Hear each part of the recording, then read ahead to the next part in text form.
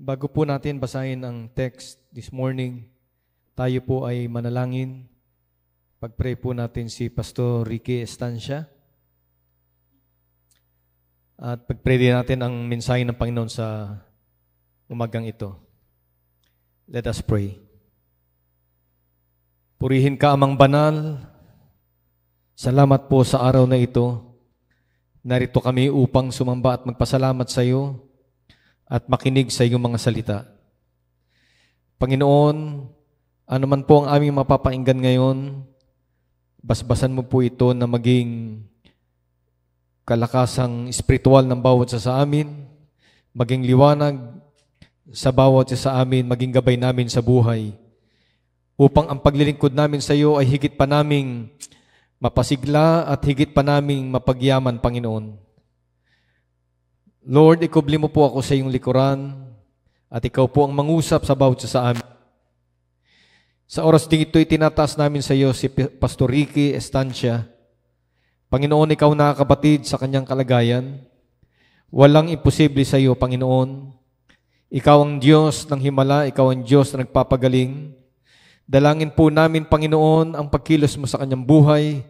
Dalangin po namin ang kalakasan at kagalingan sa pangalan ng Panginoon Kristo. Lord, ipagkaloob mo ang word of knowledge, word of wisdom, para kay Pastor Ricky. Hindi namin alam, Panginoon, kung ano ang solusyon sa kanyang pinagdadaanan sa oras na ito. Pero nasa iyo, Panginoon, ang katugunan. Panginoon, marami pong salamat, O Lord. Iniling namin ito sa iyong banal na pangalan. In Jesus' name we pray. Lahat magsabing Amen. Praise the Lord. Pagbukas po kayo sa aklat ng Isaiah. Isaiah chapter 43. Basahin natin ang verse 10 hanggang 13. Then tumalon tayo sa verse 21. At gayon din, basahin natin ang 1 Peter chapter 2, verse 9. Paki-flash na screen, Isaiah 43, verse 10. Mabilis ngayon ah. Ano bang gamit natin? Yung dati pa rin? Verse 10. Kayo'y aking mga saksi, sabi ng Panginoon, at aking lingkod na aking pinili, upang inyong maalaman at magsisampalataya kayo sa akin, at inyong matalastas na ako nga, walang Diyos na inanyuan na una sa akin, o magkakaroon man pagkatapos ko. Ako sa makatuwid bagay, ako, ang Panginoon, at liban sa akin ay walang tagapagligtas. Ako'y nagpahayag at ako'y nagligtas at ako'y nagpakilala at walang ibang Diyos sa gitna ninyo. Kaya't kayo ang aking mga saksi, sabi ng Panginoon, at ako ang Diyos. 13. Oo, mula nang magkaroon ng araw ay ako nga, at walang sino mang makapagliligtas sa aking kamay. Ako'y gagawa at sinong pipigil. Verse 21. Ang bayan na aking inanyuan para sa aking sarili, upang kanilang maihayag ang aking kapurihan. Ulitin natin, ang bayan na aking inanyuan para sa aking sarili, upang kanilang maihayag ang aking kapurihan. 1 Peter chapter 2, verse 9. 1 Peter chapter 2, verse 9. Mabilis talaga ngayon ha. Ano yan ha? Sinaunang computer na yan pero bumibilis yata ah. Datapwat kayo'y lahing hirang, isang makaharing pagkasaserdote, bansang banal, bayang pag-aaring sarili ng Diyos, upang inyong ipahayag ang mga karangalan niyong tumawag sa inyo mula sa kadiliman. Take note, yung huli nating binasa ha. Ang sabi rito, upang, sabay-sabay nating basahin, upang inyong ipahayag ang mga karangalan niyaong tumawag sa inyo mula sa kadiliman hanggang sa kaniyang kagilagilalas na kaliwanagan. So ating pag-uusapan ngayon mga kapatid, ang patungkol sa Diyos na lumikha sa atin at tumawag sa atin, Diyos na makapangyarihan sa lahat, Diyos na nagliligtas sa bawat isa sa atin, na ang Diyos na ito ay karapat-dapat na tumanggap ng mga kapurihan sa kanyang mga anak. Karapat-dapat tumanggap ng kaluwalhatian, karapat tumanggap ng papuri, karapat-dapat tumanggap ng pagsamba. At yan ang ine-expect ng Diyos sa atin, at yan din ang nararapat nating gawin at nararapat na maging naisin natin sa buhay po natin. To know God and to give glory to His name. Ang makilala siya at ang makapagbigay ng kapurihan at kaluwalhatian sa Kanya. Nagpray na po tayo, makakapo na po kayo.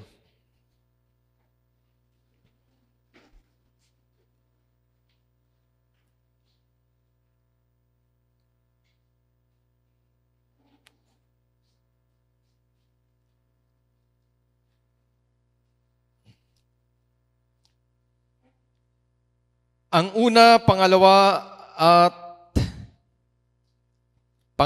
hanggang pang-apat na utos na ibinigay ng Panginoon sa kanyang mga anak o sa kanyang bayan ay tumutukoy sa relasyon natin sa ating Diyos. Mababasa po yan dito sa Deuteronomy, sa Exodus chapter 20, at gayon din sa Deuteronomy chapter 6.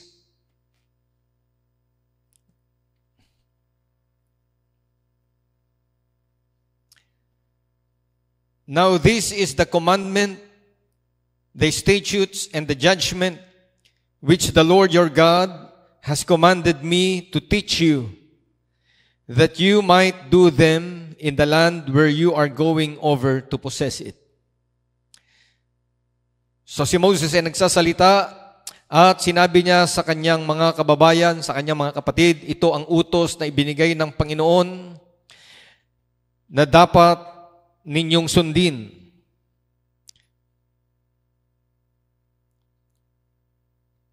So that you and your son and your grandson might fear the Lord your God to keep all His statutes and His commandments, which I command you all the days of your life, and that your days may be prolonged. So ang utos na ito, mga kapatid, ay perpetual. All the days of your life. Buong buhay nila. Ibig sabihin, from generation to generation, habang nabubuhay ang lahing ito, ang utos na ito ng Panginoon ay dapat sundin at dapat bigyan ng halaga. At ang utos na ito ay dapat na ipasa at ituro sa kanilang mga anak. At kalakip ng pagsunod sa utos na ito ay ang pagkakaroon ng mahabang buhay, that your days may prolong. O Israel, you should listen and be careful to do it, that it may be well with you, and that you may multiply greatly, just as the Lord, the God of your fathers, has promised you in the land flowing with milk and honey. So, anong sabi sa verse 3? Be careful to do it. Listen and be careful to do it. Ibig sabihin, kinakailangan ito ay talagang i-observe ninyo. Maingat, hindi lamang basta i-observe, kundi be careful to do it. Maingat na inyong tutuparin. Hindi pwedeng yung pagsunod ay kalahati lang, o yung pagsunod ay pinili mo lang kung ano yung susundin mo, o yung pagsunod ay naayon sa iyong pagkaunawa. Kung hindi, meron lamang isang tumpak at naayon na pagsunod sa salita ng ating Panginoong Diyos. Kaya yung salitang be careful to do it, listen and be careful to do it, ay nagpapahiwatig na pakinggan mo, intindihin mong mabuti, at isagawa mo ng tama, isagawa mo ng buong pag-iingat. So what is the commandment? That they should observe and obey. Hear, O Israel, the Lord is our God, the Lord is one. Pakinggan mo, Israel, si Yahweh na iyong Panginoon, siya ay iisa. Hear, O Israel, the Lord is our God, the Lord is one. Yahweh is one. And you shall love the Lord your God with all your heart, and with all your soul, and with all your might. Iibigin mo ang Panginoon mong Diyos ng buo mong puso, ng buo mong kaluluwa, at ng buo mong lakas. And you shall teach them diligently to your sons, and shall talk to them when you sit in your house, and when you walk by the way, and when you lie down, and when you rise up. Tinanong ang ating Panginoon, Panginoon, ano ang pinakamahalagang utos? Ano ang sagot ng ating Panginoon? Pakinggan mo, Israel. He's quoting from Deuteronomy chapter 6 verse 4. Pakinggan mo, Israel, ang Panginoong mong Diyos, ang Panginoon na iisa. At ibigin mo ang Panginoong mong Diyos ng buong mong puso, ng buong mong isip, at ng buong mong lakas. So, ibig sabihin, hindi lamang ito invention ni Moses, hindi lamang ito katang-isip o isang claim na si Moses ay nag-hallucinate, na parang wala siya sa wisyo, na nakakita siya ng vision, meron siyang mga religious claim, meron siyang mga religious experiences, at kinuwento niya sa kanyang mga kapatid. No. Totoo yung kanyang karanasan, na-encounter niya, nakita niya, narinig niya ang Panginoon at binigyan siya ng utos. Dahil kung hindi ito totoo, hindi ito i-quote ng Panginoon, hindi ito i-affirm ng ating Panginoon na talagang merong utos na binigay kay Moses. At tinanggap ni Moses ng personal ang utos na ito mula sa Diyos. So Jesus Christ, our Lord Jesus Christ, is affirming what Moses had received doon sa bundok ng Sinai. At ano yung utos na yan? Unang utos, pinakamahalaga sa lahat, na ang tao ay kinakailangang maniwala, sumampalataya, kumilala sa nag-iisang Diyos na tunay. Naniniwala ba kayo dyan, mga kapatid? There's only one God. Meron lamang nag-iisang Diyos na tunay na dapat nating kilalanin at paglingkuran. At ang utos na ito ay kinakailangang sundin, kinakailangang isapamuhay, kinakailangang buong ingat na ingatan, kinakailangang ganapin ng buong isip, ng buong kaluluwa at ng buong lakas. Buong lakas, abang nabubuhay ka hanggang kamatayan mo, thou shall believe, obey.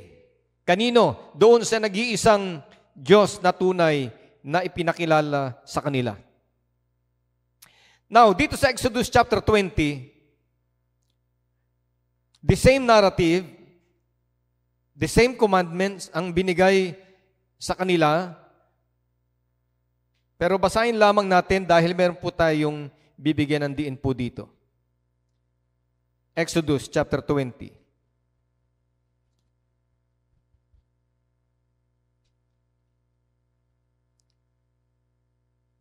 I am the Lord your God, who brought you out of the land of Egypt, out of the house of slavery.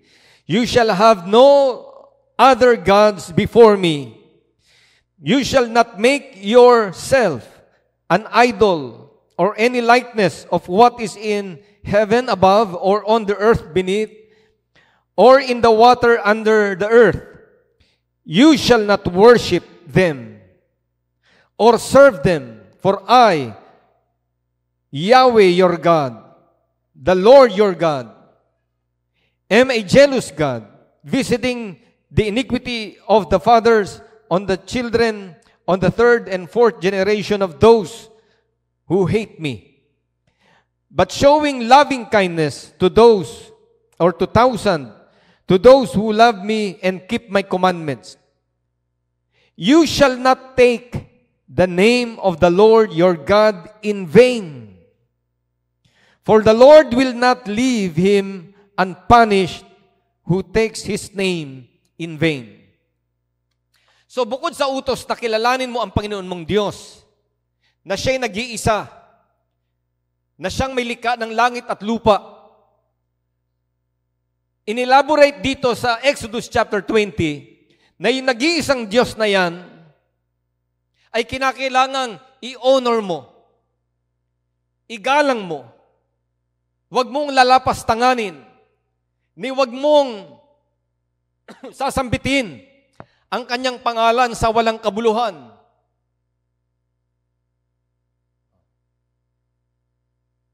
Ngunit ang nakakalungkot ay ito. Napakaraming pagkakasala ang ginagawa ng tao. Mula noon hanggang ngayon. Mula noong panahon pa ng ating mga magulang, panahon pa ni Abraham, panahon pa ni Moses, at nung ibigay ang kautusan na ito, hanggang ngayon, maraming ginagawang kasalanan ang tao.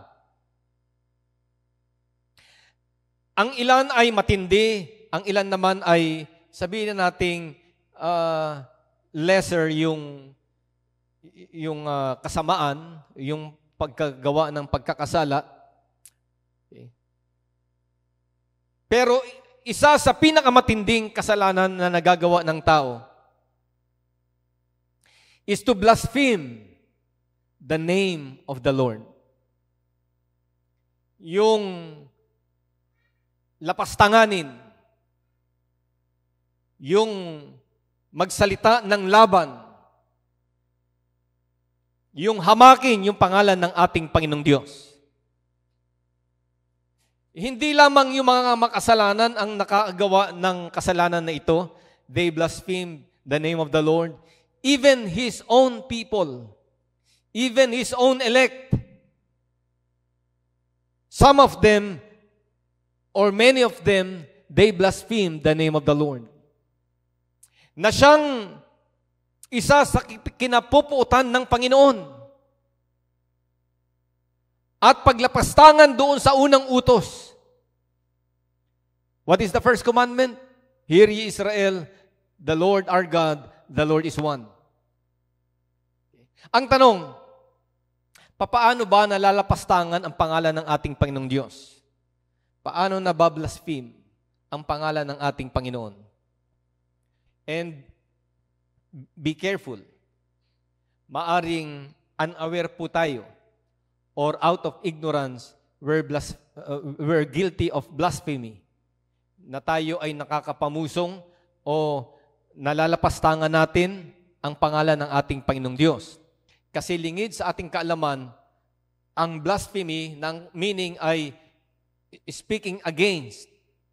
Nagsasalita ka ng laban, hindi lamang yan sa paraan na nagsasalita ka ng laban sa Diyos. Mayroon pang ibang bagay na nagagawa ang tao na out of ignorance, nakakapag-blaspheme siya sa Diyos. And I would like you to listen very carefully. Listen very carefully. Dahil lahat ng klase ng kasalanan ay pwedeng mapatawad.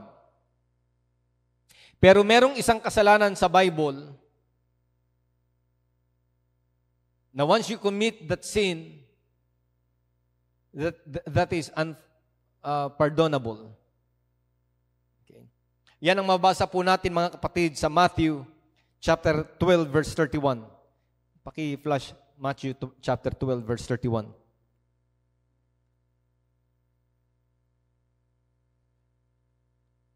Kaya't sinasabi ko sa inyo ang bawat kasalanan at kapusungan, kahit pala blasphemy, napapatawad.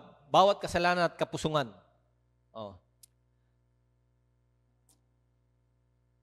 Ay ipatatawad sa mga tao. Pwede ka mapatawad. Pero merong isa dyan, ang sabi dyan, datapwat, ang kapusungan laban sa Espiritu ay hindi ipatatawad. Hindi patatawarin. At ito ang dapat na ingatan po natin. Okay? So ano ba yung mga blasphemy sa Bible, mga kapatid? Sa anong paraan ba nabablaspheme ang pangalan ng ating Panginoong Diyos? Sa anong paraan? So, sa anong kadahilanan? Okay? Sino ba yung mga namumusong sa ating Panginoon? Sino bang lumalapastangan sa kanyang pangalan? Number 1, according to Psalm 74 verse 18. Sige, paki-flash. Psalm 74 verse 18. Bumagal ulit si Jurassic, Okay. Yan. 74 verse 18. Iyong alalahanin ito,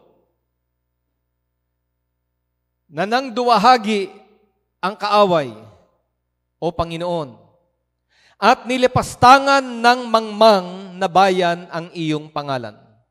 Sino ang lumalapastangan sa pangalan ng Panginoon? Ang mga kaaway. Sino pa? Ang mga mangmang.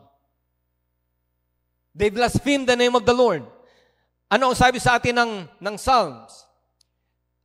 The fool had said in his heart, there is no God. Psalms 14, verse 1. Yung mangmang ay nagsasabi sa kanyang puso, walang Diyos. Yung hindi naniniwala sa kanya, yung kaaway ng Panginoon, yung mga nagsasabing hindi totoo ang Diyos o walang Diyos, like the atheist, marami niya sa panahon natin, nang pumasok ang secularism, humanism, nung lumaganap mga kapatid, lumalim ang siyensya, marami mga tao, yung mga matatalino, during the era of enlightenment, masyado silang naging aral, masyadong naging matalino, sa kabila ng kanilang pagiging matalino at pagiging aral, marami naman sa kanila ang nagsabing at nag-conclude na walang Diyos. So ito'y isang paraan, isang anyo ng paglapastangan sa Diyos. Yung pasabihin mong walang Diyos na umiiral.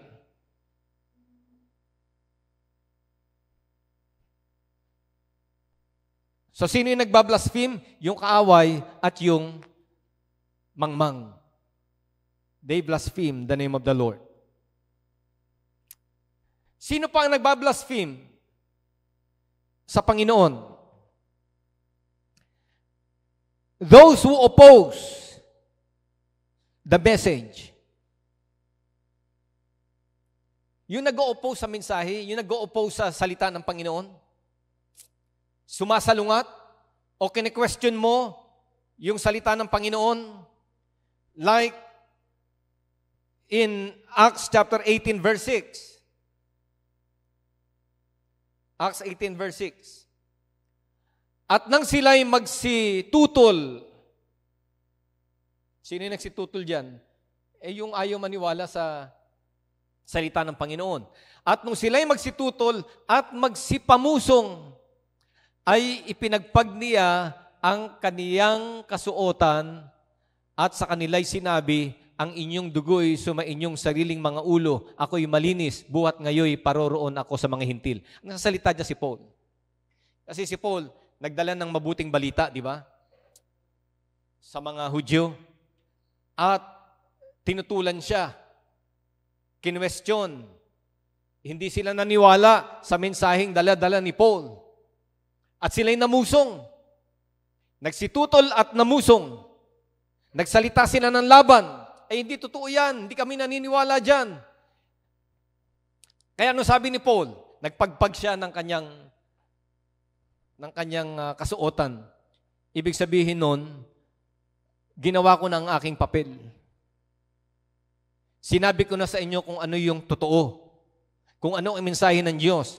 Kung maniniwala kayo, well good. Kung hindi, wala na akong magagawa. So yung mga taong hindi naniniwala, yung mga taong sumasalungat sa mensahe ng kaligtasan ng Diyos, ignorantly, sila ay nagko-commit ng pamumusong. Lalo pat kung sila ay tumutuligsa or nagsasalita ng laban sa mensahe ng Diyos. Kaya nga ang sabi ng Bible, today when you hear His voice, harden not your heart. Bakit? Kasi ang nagsasalita sa panahon natin ngayon is the Spirit. Espiritu na, mga kapatid. Hindi kagaya nung panahon na ang Panginoon ay narito, na kagaya ng tao na siya ay nagsasalita. Ngayon iba na. The Lord is now that Spirit. Espiritu na siya, mga kapatid. At ito yung sinasabi natin kanina, na lahat ng kasalanan mapapatawad.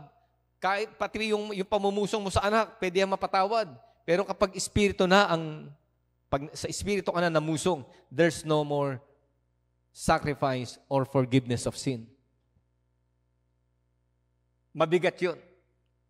Pero hindi pa yan, okay pa yan sa mga taong ignorantly they blaspheme, kagaya ni Paul. Kanino applicable yan? Mamaya, mababasa natin. Kanino applicable yung blasphemy na yun, na walang kapatawaran.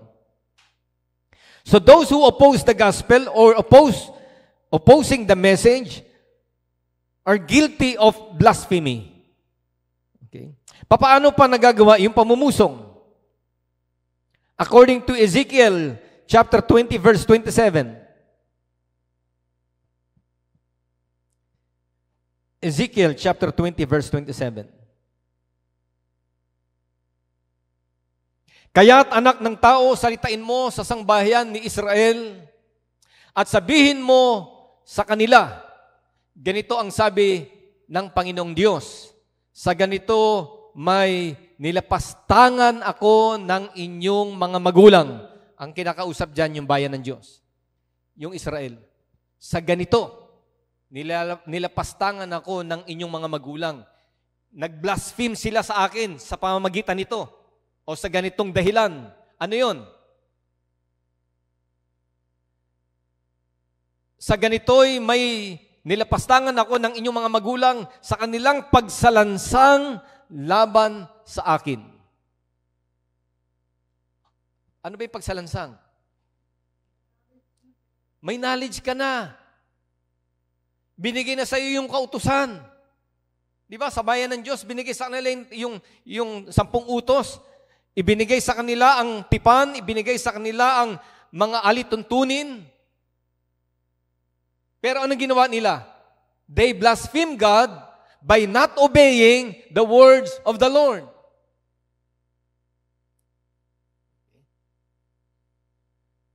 At ito ay inulit ni Pablo, binigyan diin niya. Mga kapatid, kung babasahin natin yung Romans chapter 2, basahin nyo na lang sa inyong mga bahay, verse 22 to 24.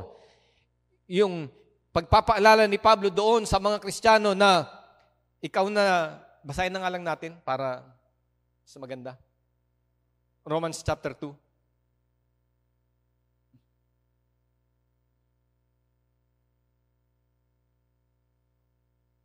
Verse 22 hanggang 24. Ikaw na nagsasabing ang tao ay huwag mga lunya ay mangangalunya ka. Ikaw na nasusuklam sa mga Diyos-Diyosan ay nanakawan mo ang mga templo. Ikaw na nagmamapuri sa kautusan, sa iyong pagsuway sa kautusan, ay niwalan mo ng puri ang Diyos. Okay. Hindi lang teacher yan. Hindi. Yung tao na may knowledge patungkol sa mabuti. Susundan ninyo? Yung tao na may knowledge patungkol sa salita ng Diyos, what is righteous, what is good. Tinuro sa'yo, alam mo. At kapag ikaw ay nagsasalita at sinasabi mo kung alin ang matuwid, pero hindi mo ginagawa yung matuwid, bagkus ang ginagawa mo yung kabaliktaran nito, you're dishonoring God. Nang sabi ng Bible, wag nating lalapastanganin ang Panginoon at wag tayong gumawa ng mga bagay na nagiging dahilan sa mga hindi mananampalataya para lapastanganin ang Panginoong Diyos dahil sa ating mga gawa. Kaya nga utos sa atin, let your light so shine before men. Paano nabablaspheme ang Diyos because of our wrongdoing? Ano ang sabi ni Paul? Ang sabi ni Paul, ang Panginoon ay nalalapastangan dahil sa atin. Ang Panginoon ay nalalapastangan o nilalapastangan ng mga hintil o ng mga tagalabas because of our deeds, wrongdoings. Kaya nga merong dapat tayong pag-iingat na gawin sa ating mga kilos at sa ating gawi. We are called out of darkness into His marvelous light. That we should shew forth the praises of Him who called us out of darkness and brought us into His marvelous light. Nakukuha nyo? Tinawag tayo mula doon sa kadiliman at nilagay tayo sa gilagilas na liwanag ng Panginoon. Ano ang dapat makita sa atin sa liwanag na yan? Ano dapat makita? Yung kaluluwatian ng Diyos, that we should shew forth the praises of Him, mga kapurihan niya. Kaya pag tayo ay namumuhay at kumikilos ng mga bagay na hindi nagbibigay kapurihan sa Diyos, yan ay unknowingly naggagawa ka o nakakagawa tayo ng mga kilos na nagbibigay ng dahilan sa mga tao to blaspheme God. Ganyan ba mga Kristiyano? Ganyan ba ang anak ng Diyos? Ganyan ba ang mananampalataya? Nakakuha niyo ba yung point?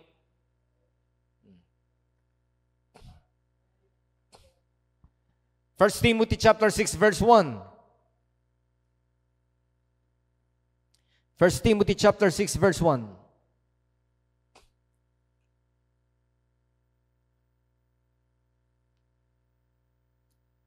Ang lahat ng mga alipin na nangasa ilalim ng pamatok ay ariin ang kanilang mga Panginoon na karapat-dapat sa buong kapurihan. Sa last clause, ito yung binibigyan natin ng diin. Upang ang pangalan ng Diyos at ang aral ay huwag lapastanganin. So ano pang nilalapastangan? Pangalan ng Panginoon at yung aral. Hindi lang naman pangalan ng Panginoon na tayo naniniwala sa Diyos ang nalalapastangan eh. Pati yung teaching. Pati yung aral. Walang kwenta pala yung aral na yan. Wala palang kwenta yung teaching na yan. Bakit? Kasi tinuturo natin, pero hindi natin na isasagawa, ang mga tao nagkakaroon ng dahilan para lapastanganin yung ating turo. You get the point? The name of God in His doctrine is being blasphemed because of our action. Yung mga kilos natin, mga kapatid.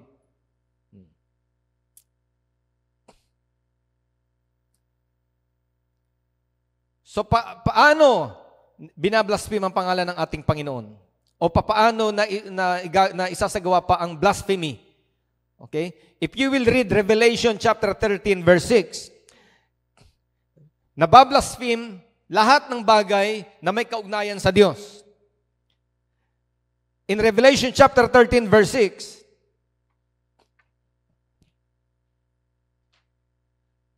at binuka niya ang kaniyang bibig sa mga kapasungan laban sa Diyos. Tingnan nyo kapusungan laban sa Diyos. Blasphemy against God. Okay? Pero makikita natin dito, pati yung mga bagay na nakaugnay sa Diyos ay binablaspheme din. Okay? Pamumusong laban sa Diyos upang pusungin ang kaniyang pangalan. Okay? His name is blasphemed. Yung mismong pangalan ng Panginoon hindi lamang yung kanyang nature, hindi lamang yung kanyang kalikasan, pati yung pangalan na nag-identify sa kanya bilang Diyos ay binablaspheme. There's no other name under heaven given among men whereby we must be saved. And that name is Jesus Christ. Isa sa pangunahing pangalan sa panahon natin na katakot-takot na tumatanggap ng pamumusong at panglalait, pangalan ng Panginoong Hesus.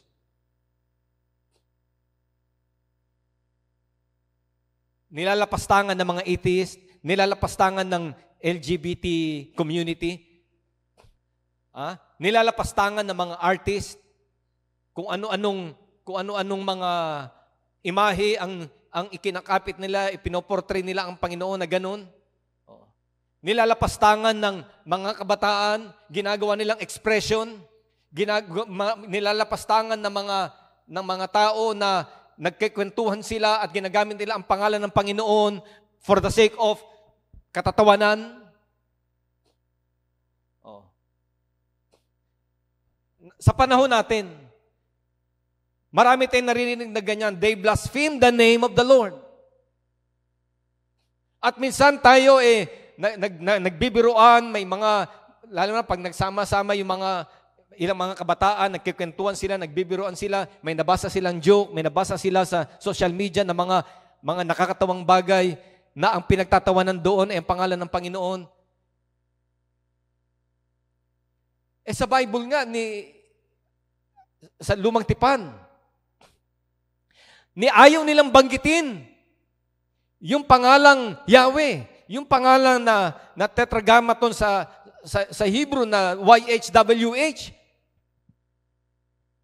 Dahil baka magkasala sila or magamit nila yung pangalan na yun sa walang kabuluhan. Kaya nga, instead of uttering that name, pinalitan nila yan ng Lord, which is more generic title.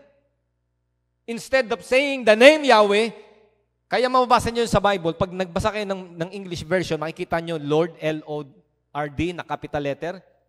Yahweh yun. Bakit hindi Yahweh ang nilagay doon? Bakit Lord? Kasi yung paniniwala ng mga Hudyo na baka gamitin ito at maging over-familiar ang mga tao sa pangalan na ito at gamitin ito sa walang kabuluhan at ngayon ginagamit na. Ginagawang joke, ginagawang expression. Di ba? Ginagawang parang bukang bibig na lang. Pati mura, ginagawang mura O pati sa kanta, ginagamit sa kanta. Yung mga LGBT, binababoy nila na si Jesus Christ daw ay bakla, bading. So they blaspheme the name of the Lord. They blaspheme God, His very nature. Kini-question nila yung kalikasan ng Diyos. Kini-question nila yung kanyang pagiging creator. Na ang Diyos daw ay katang-isip lang ng tao. Ang Diyos daw ay produkto lamang ng mga bagay na hindi kayang paliwanag ng tao at produkto lamang ng kaisipan ng tao na hindi kayang sagutin yung mga bagay-bagay at yung mga fear niya na hindi niya kayang tanggapin. Nag-create siya sa kanyang isip ng Diyos. Na yung Diyos na yun ang siyang solusyon sa lahat ng mga bagay na hindi niya kayang ipaliwanag. So, binablaspheme nila ang nature ng Diyos. They blaspheme the name of the Lord. Ano pa? Ang sabi diyan, nawala. At ang kaniyang tabernakulo. Ano ba yung tabernakulo? Ano bang nirepresent nito? Ang tabernacle ay tumutukoy sa abode ng Diyos. Sa kinaroroonan ng Panginoon, sa tahanan ng Diyos. Ano ba yung temple? Yung heavenly abode ng Diyos. Nilalapastangan yan. Sa langit. Ganito, ganyan. May mga kwento pa silang ginagawa patungkol sa langit. Hindi totoo ang langit.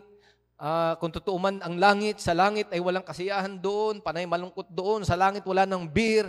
Sa langit wala ng ganito, ganyan. Walang kwenta yung langit na yan. They blaspheme. The tabernacle of God. The abode of God. Ito pa. Sino pa yung binablaspheme nila? Gayon din naman ang mga nananahan sa langit. Sino yun? Angels. Saints.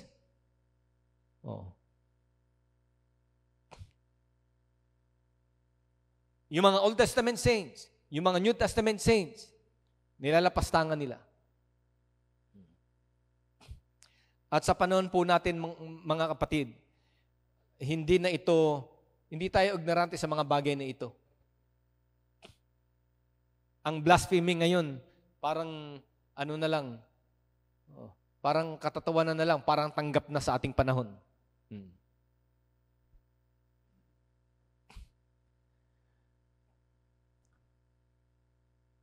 Pero itong worst kind of blasphemy. What is the pinakamataas, matinding anyo ng blasphemy? Kapag ang blasphemy na ito ay nanggagaling sa bibig at kilos ng isang mananampalataya. Narinig nyo? Pinakamatinding blasphemy. Mabuti pa yung kay Paul, nag-blaspheme siya out of ignorance kasi hindi siya nga mananampalataya, unbeliever siya. Yung foolish people, yung mga atheist, yung kalaban ng Diyos, yung mga hindi naniniwala sa mensahe natin, nagbablaspheme sila. Mga kapatid, may chance pa sila eh. Kagaya ni Paul, naligtas siya. Yung mga atheist, may mga atheist na dati silang atheist, merong third generation atheist. Yung lolo niya atheist, magulang niya atheist, siya'y atheist.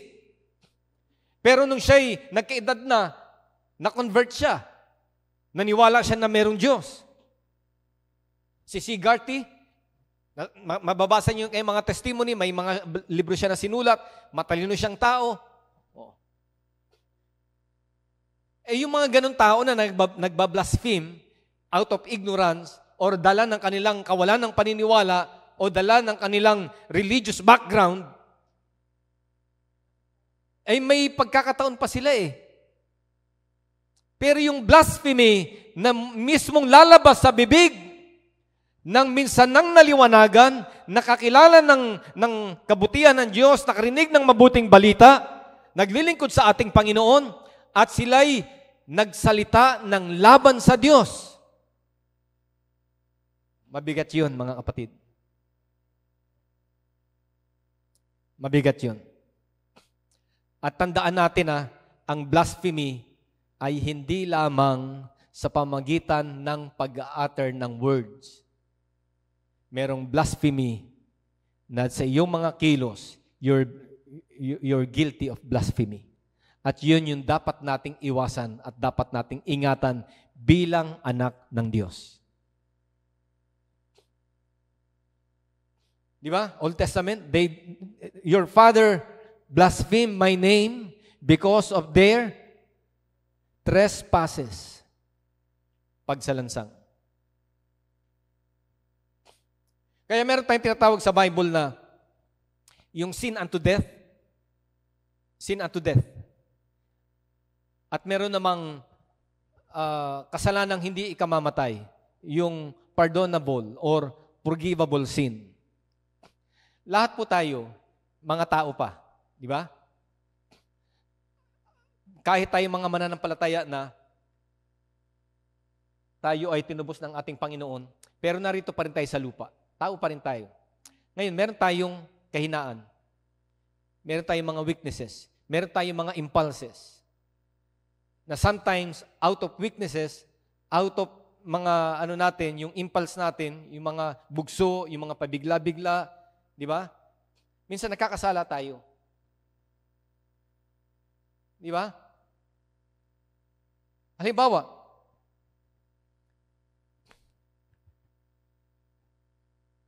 sampalin mo si Alfred. Albert. Pag sinambat ko si Albert, wala naman siya ginagawa, basta na lang natuwa ako, pak! Kristiyano siya, meron niyang may impulse yan. Sa tingin mo dahil siya Kristiyano na, gaganon lang siya, isa pa. Ngayon, maaring biglang nag-init, nagdilim yung paningin niya, gumanti siya. Nabugbog niya yung tao. Ayun ba yung kasalanan na yon na nakasakit siya, nakabugbog siya? Masasabi yung buwang unforgivable yun? Hindi. Pwedeng mapatawad yun kasi out of yun Di ba? Yung bugso Hindi niya yung pinag-isipan, hindi niya yung pinagplanuhan.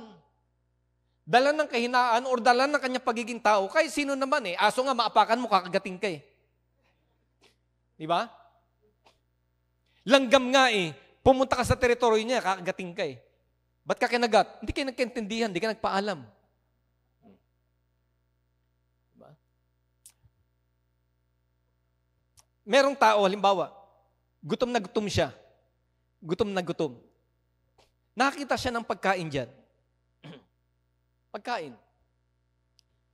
Natakam siya. Kumuha siya. Kinain niya. Masasabi mo bang hindi mapapatawad yung kasalanan niya? Pwedeng mapatawad yun kasi nadudun siya sa isang sitwasyon na out of necessity, out of weakness, nagawa niya yun. Pero merong ganitong kasalanan. Yung kasalanang sinasadya at pinagplanuhan. Like murder.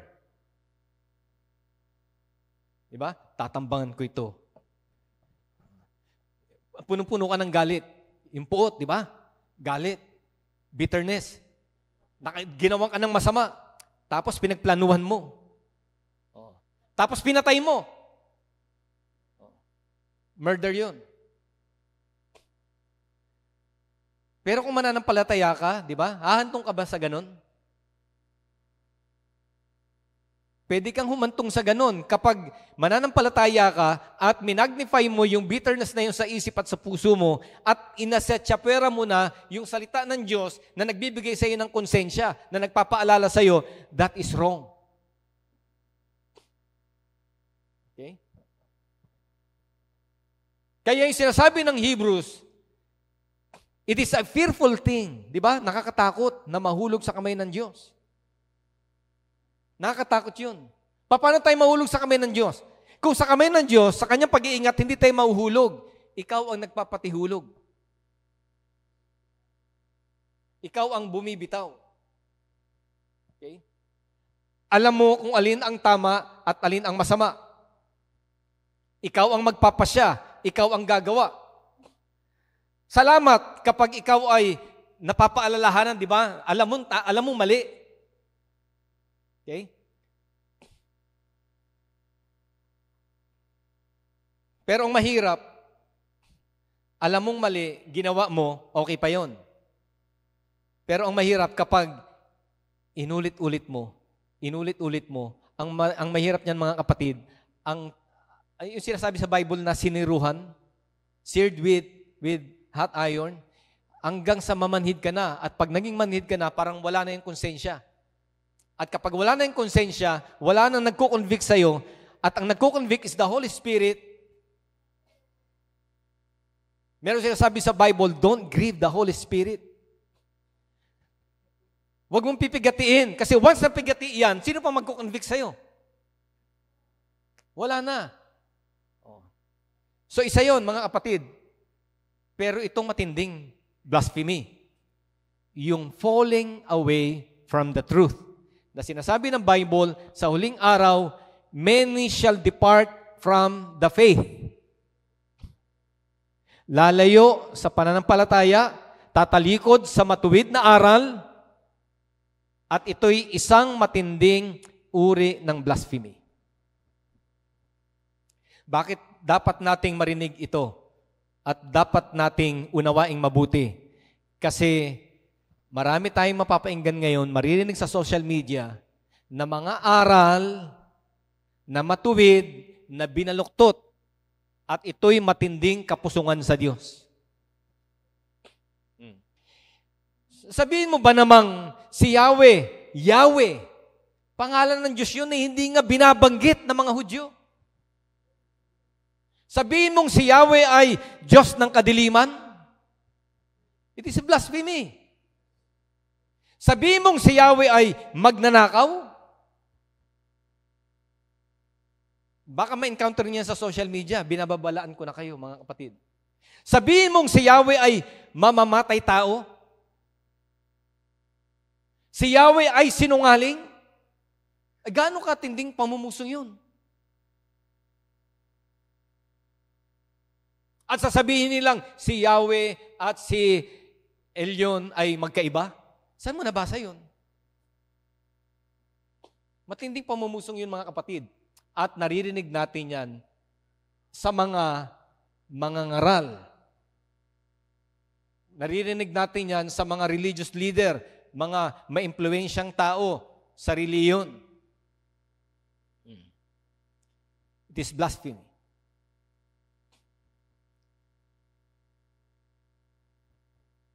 Masasabi ba nating out of ignorance yun?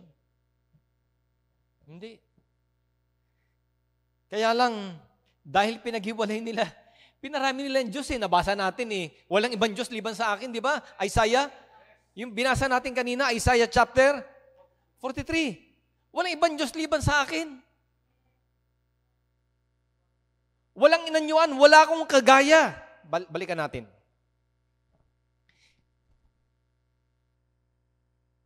Sige, balikan natin. 43. Para kayo mismo makabasa. Verse 10. Kayo'y aking mga saksi. Saksi kayo rito. Yung mga Hudyo, mga Israelites. Kayong aking mga saksi, sabi ng Panginoon, at aking lingkod na aking pinili, upang inyong maalaman at magsisampalataya kayo sa akin. At inyong matalastas na ako nga.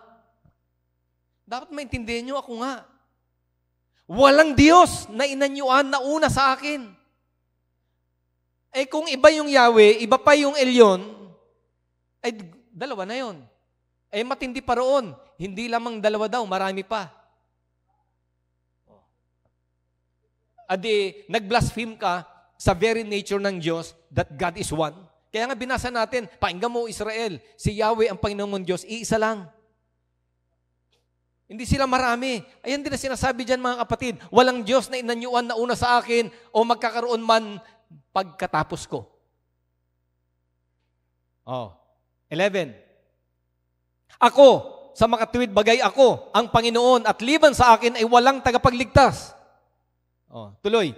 Ako'y nagpahayag at ako'y nagligtas at ako'y nagpakilala at walang ibang Diyos sa gitna ninyo. Kaya't kayo ang aking mga saksi, sabi ng Panginoon, at ako ang Diyos. Kaya lang may explanation sila. Pastor, hindi mo naintindihan. Dalawa yan. Yan ay Diyos ng Israel. Ang tawag dyan ay si Yahweh. Iba ang Diyos ni Jesus. Ang tawag sa kanya ay Elyon. Saan mo nabasa magkaiba yun? Ang dahil mong mababasa na si Yahweh at si Elyon, the Most High God, iisa lang yun. Example. Isulat nyo na. May bayad na ito mamaya. Genesis 14:22. English nga, English. Sa English, King James. Kasi mas maano natin ito sa King James kasi ewan ko kung naka-capital letter dyan sa King James. Ayan. Okay? Sundan mo ilista mo na para ipa-flash mo na habang nag-explain ako. Ay 2 Samuel 22:14. Sige, hindi, mamaya mo na ilipat. Ilista mo lang muna. 2 Samuel 22:14. Nasulat na?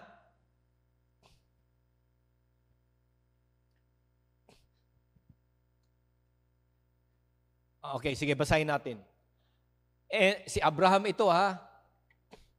And Abraham said to the king of Sodom, ang sasalita sino?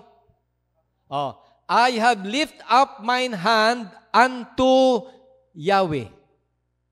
Yung Lord yan, Yahweh yan, sa Hebrew. YHWH. And I lift mine hand unto Yahweh, the Elyon, Most High God, the possessor of heaven and earth. So magkaiba ba yun? Itinaas ko ang aking kamay kay Yahweh na Elyon. Si Yahweh, si Elyon. Sabi ng mga ngaral ngayon na mapapanood nyo sa social media, kaya nga pinapangaral ko to para mag-ingat kayo. Baka maniwala kayo, andain nilang pagpapaliwanag, andain bersikulo. Si Yahweh at si Elyon, iisa. At pakinig kayong mabuti dahil ang sabi ng Bible, this is life eternal, that they may know thee, the only true God. Pag mali ang pagkakilala mo dyan sa isang Diyos na tunay na yan, mga kapatid, mayroong epekto yan sa kaligtasan mo. At baka makapag-blaspheme ka dahil hindi mo nabibigyan ng tamang honor yung Diyos na tumawag sa iyo. Si Abraham nagsabi niya na, ama natin sa pananampalataya. Wala pa si Moses nung time na yan. Ang sabi ni Abraham, tinaas niya ang kanyang kamay kay Yahweh na Elyon. Si Yahweh at Elyon, iisa yun. Next verse. Nasulat mo na? 2 Samuel 22:14. Sige, sulat mo muna. Psalm 7:14. 2 Samuel 22:14. Psalm 7:14. Ayan, basahin natin. Sige, Psalm 7:14, puro Psalms na ito. 47:2. 83:18. Nasusulat mo? 83:18. 91 verse 9. 92 verse 1. Okay. Dito tayo sa 2 Samuel. The Lord thundered from heaven, and Elyon uttered his voice. Diba? Nabasa natin? The same verse. Yahweh and Elyon. Sabi nila, magkaiba daw.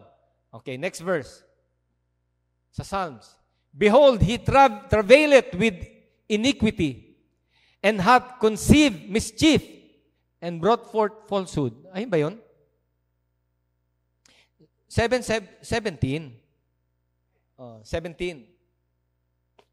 7:17. Okay, sorry, kung 14 yung nasabi ko.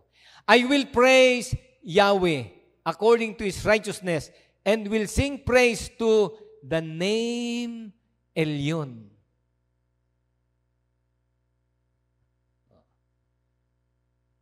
So si Yahweh tsaka si Elyon na pinapupurihan at inaawitan, iisa. Next verse. For Yahweh, Elyon. Kaya nyo, magkadikit na dyan.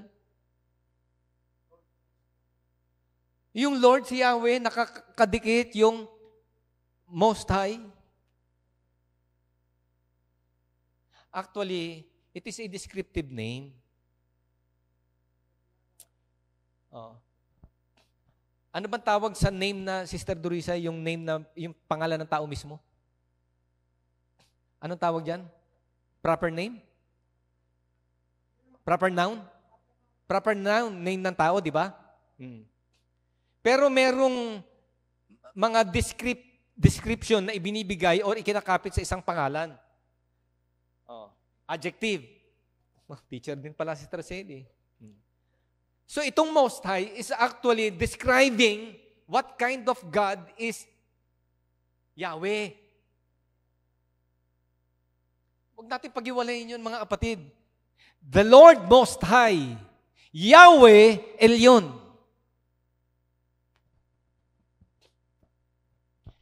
Alam nyo, may mga Bisaya na nilalait ang pangalan ng Panginoon. Yung Yahweh, hindi yan Yahweh. Yawa, demonyo yun eh. Oh.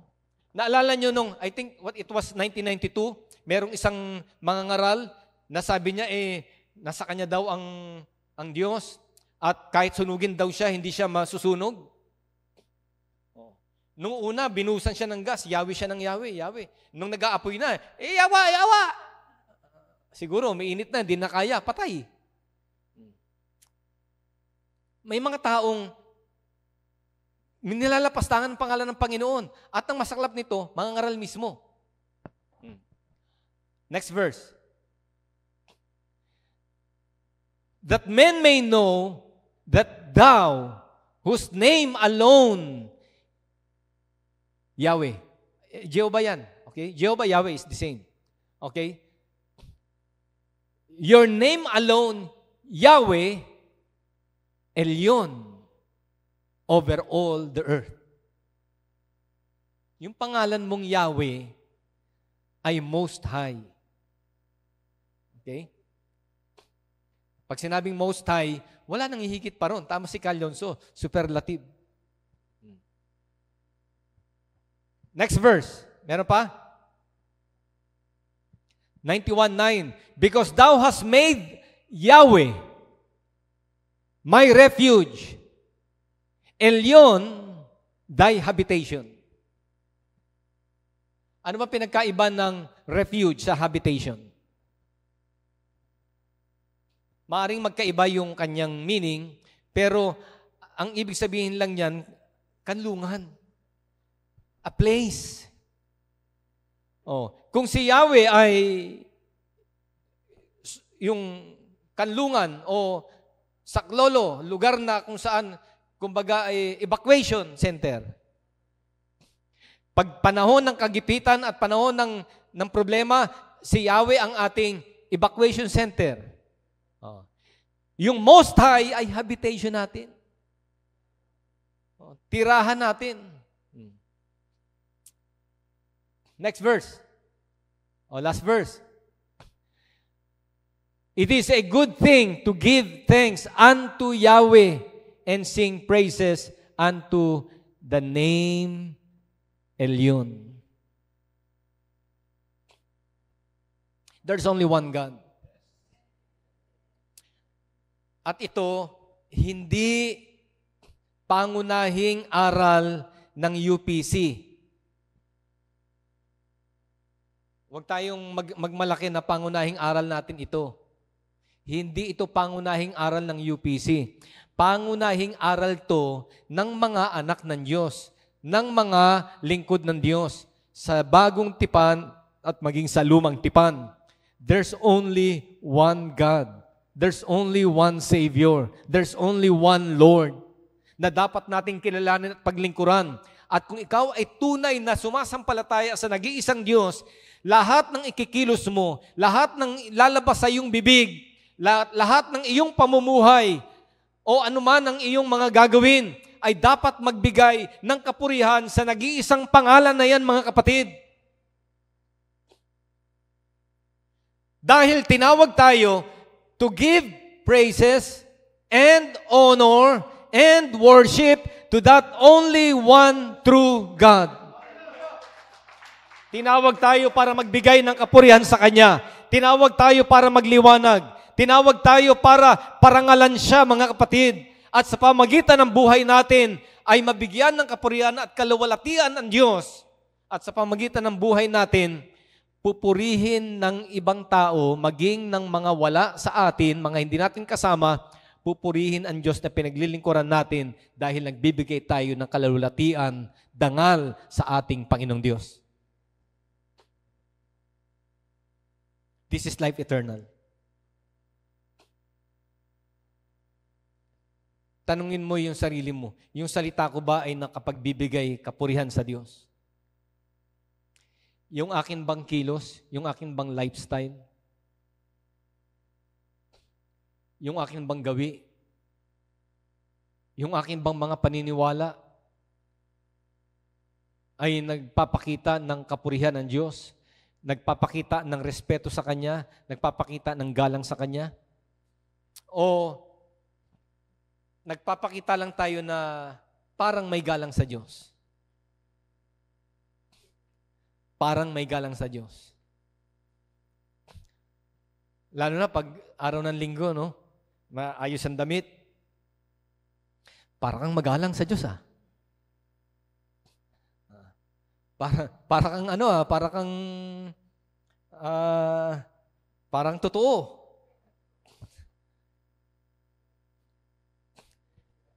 Pero dapat, mga kapatid, dapat makapagbigay tayo ng kapurihan sa Diyos. Di ba kahit saan magpunta? And sabi ng Panginoon, let your light so shine before men. Pag sinabing before men, saan ba yung lugar na walang tao? Sige nga. Saan ba yung lugar na walang tao? Everywhere may tao. At kahit saan ka mapunta, dapat ang pangalan ng Panginoon ay naluluwalhati. Sa bawat kilos mo, sa bawat salita mo, sa pamumuhay mo, dapat ang Diyos ay naluluwalhati. Kaya alam nyo, mahalaga yung standard eh. At sa mga susunod na araw, ipapangal ko ulit ito. Kasi yung standard ay, alam nyo, mahalaga yan eh. Pero standard na talagang standard. Alam nyo bakit? Pag wala yung standard na yan, mga kapatid, anong standard ng buhay mo? Anong standard ng buhay natin? Yung kultura ng mundo? Eh kasi nung unang panahon yun, ngayon hindi na. Kaya lang may standard na talagang standard. Halimbawa, standard ng, yung tinuturo sa Bible, buhok. A women should have long hair.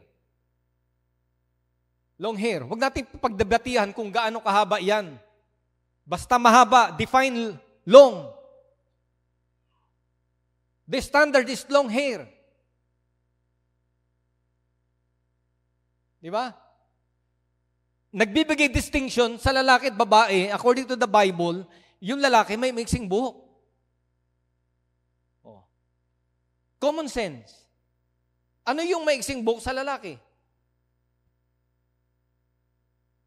Kahit anong kultura yan. Basta dito, maiksi yan. Kasi ang mga lalaki, kahit noon, may mga buhok hanggang dito, may mga buhok hanggang dito. Meron naman buhok hanggang dito. Oh. Basta short hair yan sa lalaki. Pero pag sinabing long hair, mahaba yan. Define long. Huwag na tayong magtalo doon. Standard is long hair. Okay? Ano pa yung standard? Sa damit. Damit should be modest. Di ba? Yun ang tinuturo ng Bible. So what is the standard? The standard is modesty. Common sense. What is a modest dress? A modest dress should not expose the shape of your body. That is modesty. Oh. Kung ang suot mo ay hapit, kahit palda pa yan, pag hapit yan, humuhubog yung katawan mo, it's not modest. Kasi alam nyo, ang lalaki, magpakatotoo tayo. Ang lalaki, kahit may damit ka, pwede kang hubaran. Nakakuha niyo yung point? Ngayon, pag walang standard yan, mga kapatid, dito sa atin, maaring kontrolado natin, paano sa labas. Ha?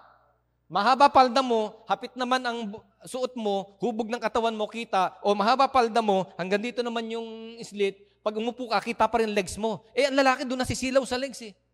Di ba may kanta yan? Legs, legs, legs. Ano yun? Nakakasilaw. Eh, buti sana ako nakakasilaw. Ito pa. Minsan, sinasabi nating yung bawal yung sinasabi nating yung pants, di ba? Yung pants. Yung leggings. Yung leggings, okay lang yan, basta meron kang palda. Alam nyo bakit? Kasi pag wala kang palda, anong babakat? Nakukuha niyo yung point? Ngayon, kung babalikan natin nung unang panahon, pareho ang tabas, magkaibang design. Pareho namang robe noon babae, lalaki, robe. Kaya lang, may ibang disenyo ang sa babae, mayroong ibang disenyo ang sa lalaki. Oh. Ngayon, yung mga nagsusuot ng pants, nagsusuot ng culottes, it should be modest, it should be designed for women.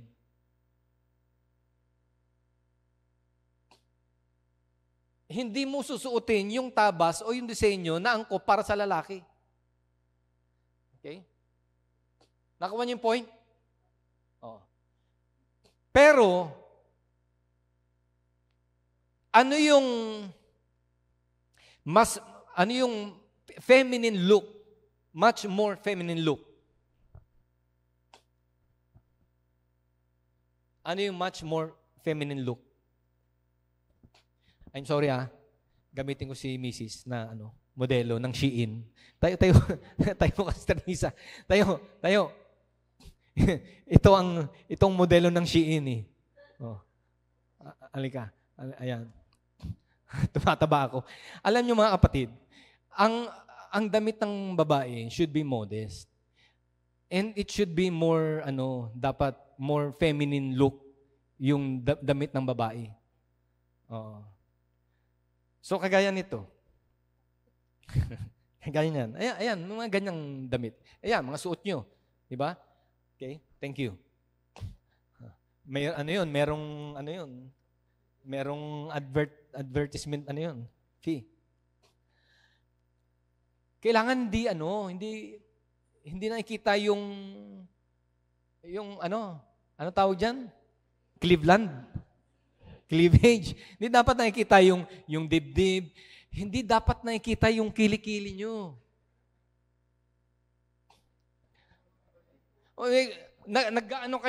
Nagsusuot kayo ng tawag dyan?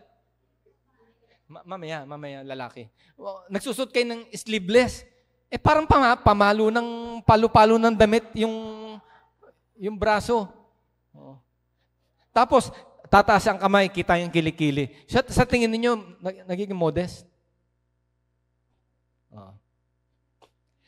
Okay, lalaki.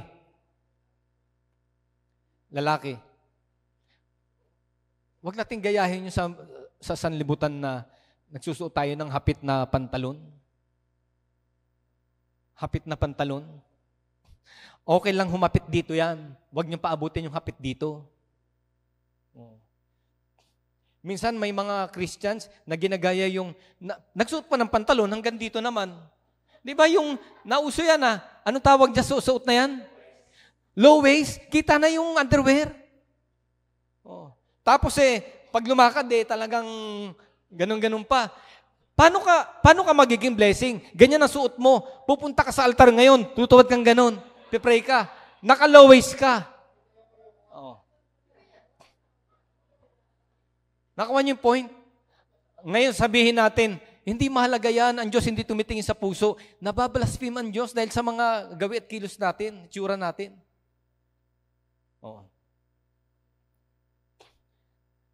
Ang sama. Ang sakla, ang laswa. May mga simbahan, mga kapatid. Sa YouTube, makikita niyo ito. Mga simbahan, may mga dance, tawag doon, dance interpretation. Mga babae, anong tawag dyan? Ballerina. May palda hanggang dito. Tapos nakapanty na, tapos, yung kanta? May kanta Christian song. Ando doon yung mga kapatiran, nanunood. Nag-interpret sila ng sayaw. The joy. Gumaganon pa taas pa yung pa. Yung mga lalaki, talagang concentrated silang nakikinig. Nabibless ba ang Panginoon? O nabablaspheme ang pangalan ng Panginoon dahil sa mga ginagawa ng mga Kristiyano ngayon?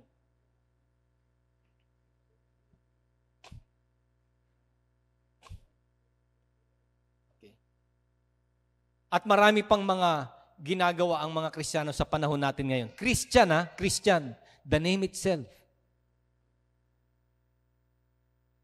Nagbibigay ng kapulaan, kapintasan sa Diyos. Ganyan ba? Di ba? Yun ba ang tama? Yun ba ang tinuturo?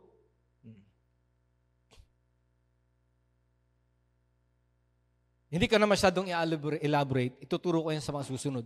Gaano kahalaga yung mga dapat na nilalakaran natin, sinusundan natin.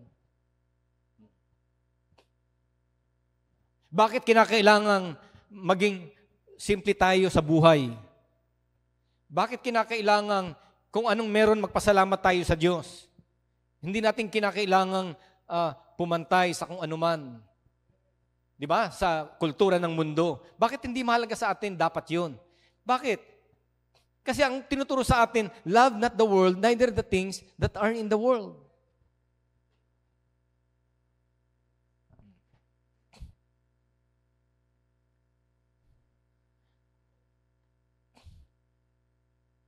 I will